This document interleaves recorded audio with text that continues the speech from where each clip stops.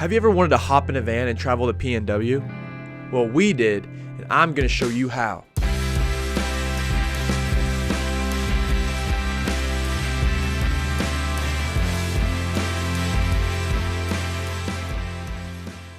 To prepare for this trip, we planned out our entire route. The stops we wanted to see and places along the way, everything from here to there. We went to Colorado, Wyoming, Montana, Washington, Oregon, and California. As far as food goes, eating out is not really recommended by me. But the best way to budget and eat is to get lots of non-perishables. So we got canned food, we've got chips, we've got protein milk, we've got water, we've got dog food. Things that don't get spoiled when they get hot and don't have a short expiration date.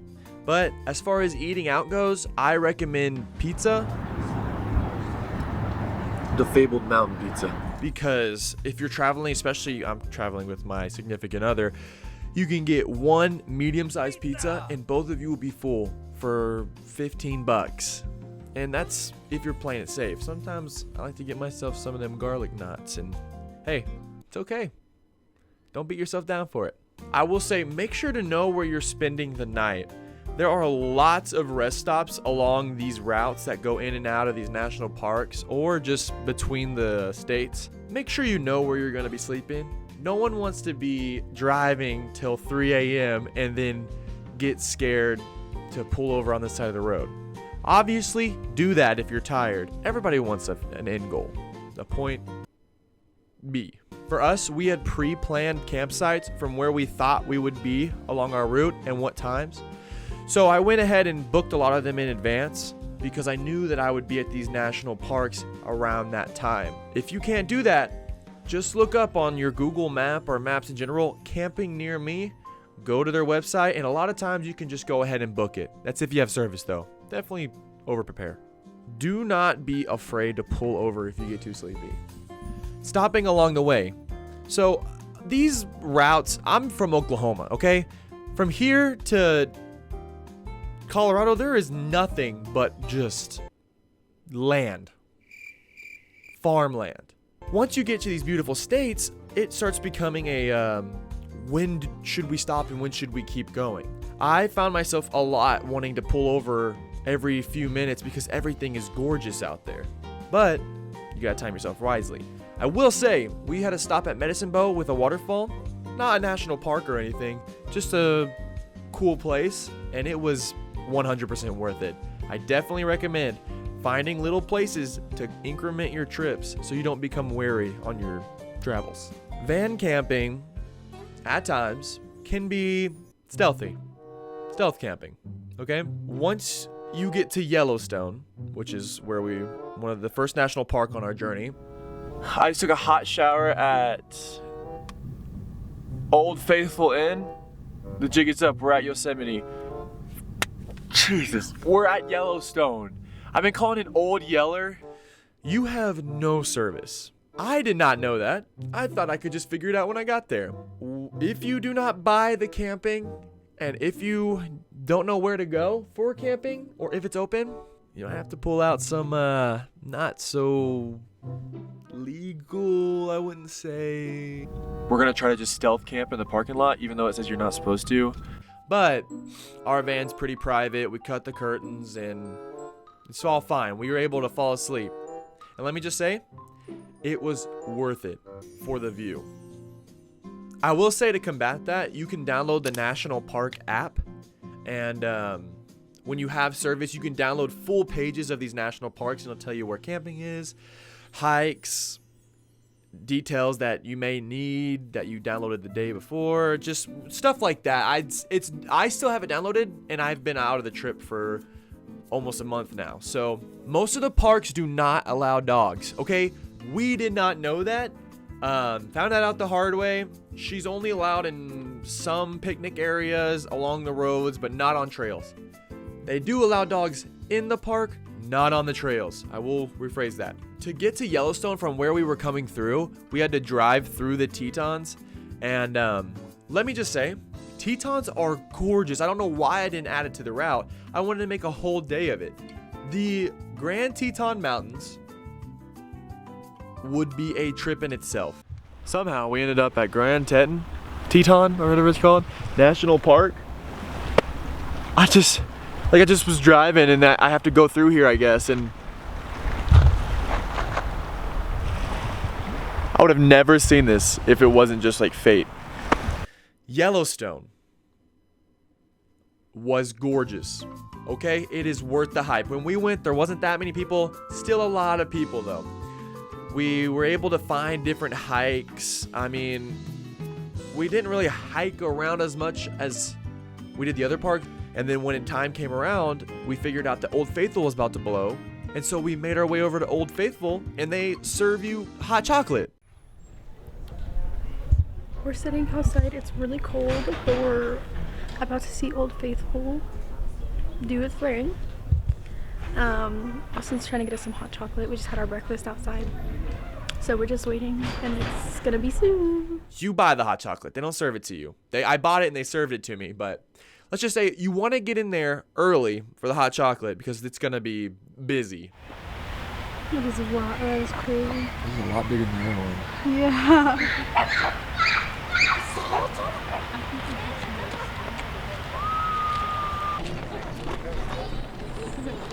Her when I. Oh my god. Yeah. So we spent our whole day there at Yellowstone. As I was saying, you can do that. It's a really nice park. Lots to do. And we went to the Grand Prismatic Spring. Do not miss this. What is this called? Prism. Prism. No. Wait. Prismatic. Prism. This is prismatic. This is Prismatic Lake Pond. How pretty. It is worth the hike and it will blow you away. Don't go to the boardwalks. Most people will go to the boardwalks. When you're driving to the Grand Prismatic Spring, there will be a sign that says Pixie something. I forgot what it was called, but it was a Pixie something hike. You're gonna want to turn over there and you'll hike where you'll see everybody's parking there. You'll hike up and it'll take you above the Grand Prismatic Spring, which you will see here. Way better than the boardwalk. Way better. And in my opinion, maybe safer. I don't know. Next, we drove out of West Yellowstone to a campground called Cherry Creek. Gorgeous campground, 10 out of 10, recommend. So this is the campsite. It's right next to the lake with a little trail. We got the van parked out here. There's no one else out here right now. And private. There was only one other person there, and they only got there like at night. The next day, we drove the remaining 6 hours to Glacier, and it did not disappoint. Glacier is beautiful. When we arrived there, we went the June 1st through the 15th around there. The Going to the Sun Road hadn't opened yet. It was closed. So we came in the St. Mary's entrance at first and hiked up this St. Mary's Twin Falls trail. We are at St. Mary Lake, something like that. St. Mary, or St. Mary Lake, something like, and we're gonna hike to St. Mary's waterfall. It's like a double waterfall. Crystal blue water. And that is gorgeous. I 100% recommend doing that trail. Easy little trail through the forest and then to these falls. And the falls are blue, guys. They are blue. So blue, I wanted to get a straw and drink it and see if it was even blueberry flavored. Or raspberry. One of the two. I'm more of a raspberry guy. Blueberry's okay, though. After we hiked, we made our way to the campsite. And we camped at this place called Chewing Black Bones. 10 out of 10. Recommend it. Gorgeous place. Again, on a river. On a lake. And it's right next to the park, so you're only going to drive 30 minutes from the park to get to this campsite. When we went there, they were under construction. None of the showers worked. The bathrooms didn't work. They had porta potties. But if you're camping, you know where to find showers. Ask campsites, can I pay for a shower? It was $6 a person here. We went up the road and paid this guy like $12, and we were able to shower at their campsite. Their campsite wasn't big, but hot showers, you know. The reservation dogs they had were so cute. They were like corgis. I mean, I say the reservation dogs because there are reservation dogs around. I'm not sure because they're corgis, but they weren't collared or anything, so that's what I'm saying. Then we went back to chewing black bones, and just look at this campsite, y'all. It is gorgeous. We set up a hammock, got in the water, freezing, by the way, but it's actually really nice. Like, I recommend doing a cold plunge when you're traveling. It makes you feel awake and reset. We're still outside a glacier right now, and I'm feeding Paya her food. I had canned food for her. Purino. Oh, God. Let me tell you something. It's dog food for sure. The next day, we went to West Glacier, and it was almost like a different park. Sunny. It was not hot, but it was warm. St. Mary's was a little rainy, actually a lot rainy, and gloomier. But it matched the kind of area we were in. It was just how it was. West Glacier was a whole different experience. And it's insane that you can go to one national park and have two different experiences. We hiked the Avalanche Trail. There was a sign that said bear frequenting area, so you know your boy is. Did you get it? Bear spray? Oh! Armed, which is a 5.9 mile down and back hike. And let me just let this view speak for itself.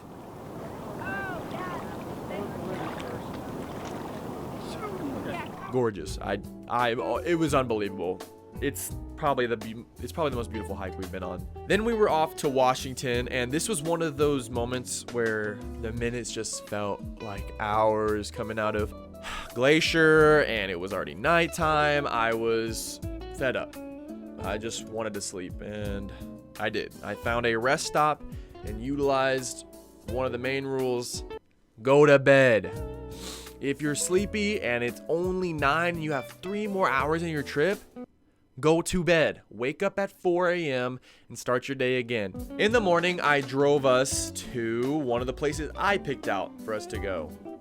Most of these places were agreed upon, but I specifically found this place, and Robbie had found most of the other places like the Avalanche Hike. She found that. She wins. But I found this place called the Devil's Punch Bowl. And when we go on trips, Robbie likes to swim and like jump in the water, and I hate being cold, but I will do it because that's actually really fun. Devil's Punch Bowl was freezing.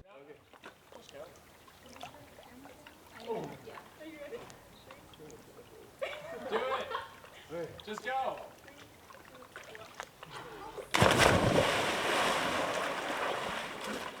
It was freezing.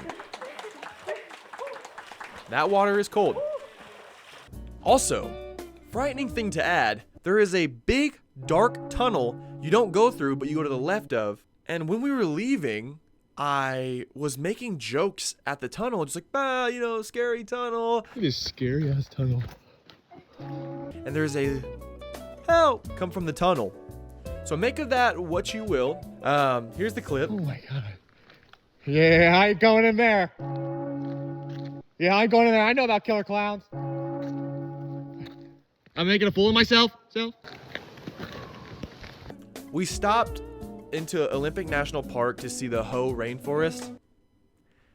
Maybe there's a joke there, but I am not gonna make it. Then we found camping in the park. In the morning, we made our drive down to Oregon, the coast of the Pacific Northwest. The beach was calling. It had been long enough. I will say, stop at these local businesses along the coast in these coastal towns. They are delicious.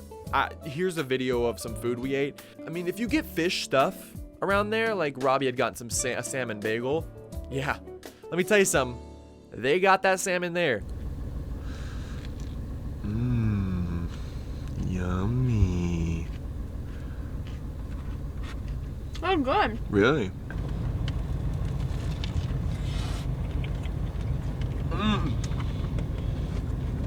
Oh my God. That's good. Also, support local businesses anywhere you go. We stopped at some random beaches along the way, just to, get our fill, which most notably, Cannon Beach in Oregon. That is a beautiful monument of a natural monument. It is so busy. So busy that we just kind of went to a corner. Robbie did some henna on my back, and then we're like, let's go to a different beach. I can't with her, she's so funny.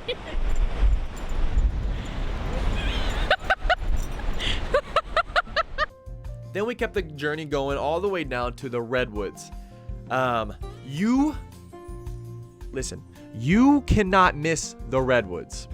If you're on the coast and you're in Oregon, go the extra 2 hours, 1 hour, wherever you are in Oregon, go see the Redwoods. The way this forest smells, looks, feels, it bounces around my head from day to day. Even doing this video, before I'd even talked about it, I was thinking about talking about this. These trees are amazing huggers. They will beat your expectation any day. Every time I go back, which is 2, I forget how big they are and they blow my mind all over again.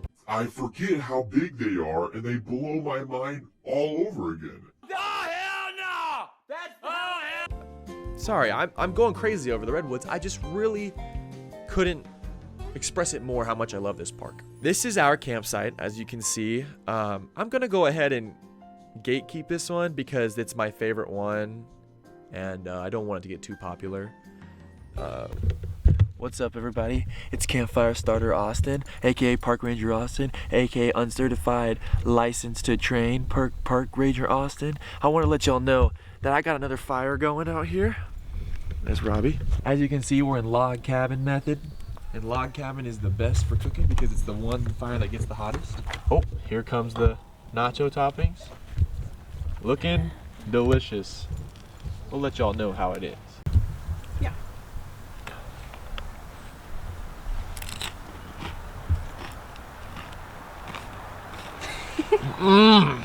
But there are also other camping in the park that are open. Because when we went there was a bunch of openings in the parks, and then we just had to drive up there. So just find your own camping in the Redwoods. How about that?